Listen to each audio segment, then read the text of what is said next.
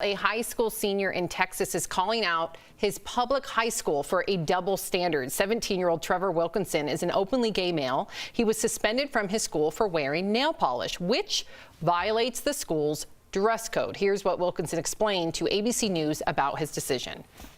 To remove discrimination, sexism, homophobia, racism in small towns that feel like they can enforce a dress code or rules that completely go against how people feel and completely go against freedom of expression. The fact that I'm even painting my nails right now means so much to me, and it shows my growth. I would not change who I am for the world, and I'm learning to fully love myself and be comfortable in my own skin and sexuality, and I think that is an amazing thing.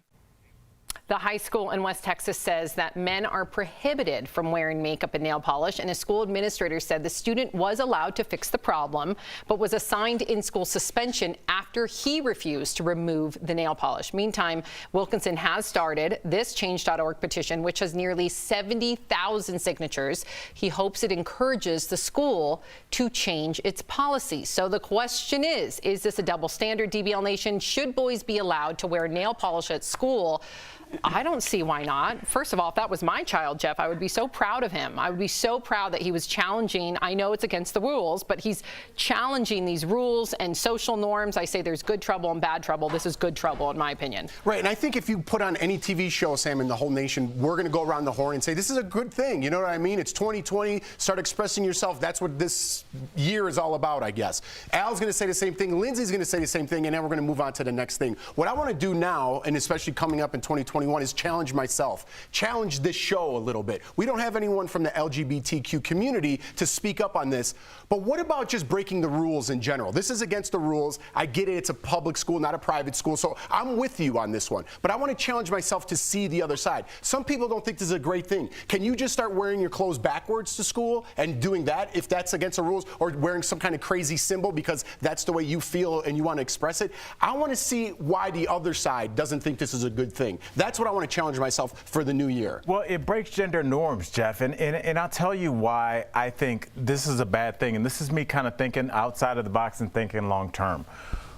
When you start to ostracize people with different sets of rules for different sets of people, what's going on in our smaller towns across this country, we've seen over the last 10, 20 years, our smaller towns are dying. They are, because the younger people grow up, they go to college, they move to the big city. The money that they generate from income tax goes to that city, and it hurts our smaller towns. When you start to ostracize people, you're making them say, you know what, graduation day, I'm going to drive away from here and I'm not even going to look back. You want the younger people in your community to say, I feel at home here. I have a computer tech job where I can work from home. Let me move back to my small town and generate wealth there, generate income there, start a family there, help the school systems there. When you drive people out, you're going to eventually end up costing yourself. That's a great point. Lindsay?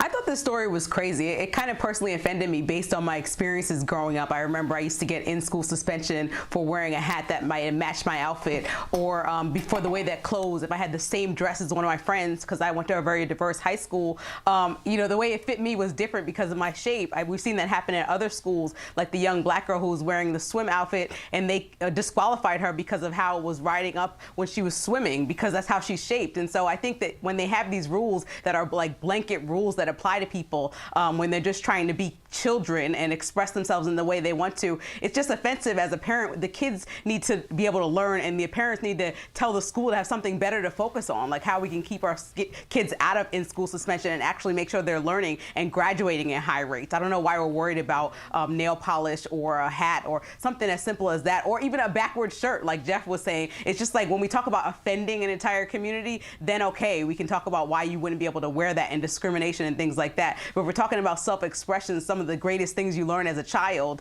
in order to express yourself as a grown adult in the future. I think this is ridiculous, and stuff like this stifles people and makes them uncomfortable as an adult as they grow up.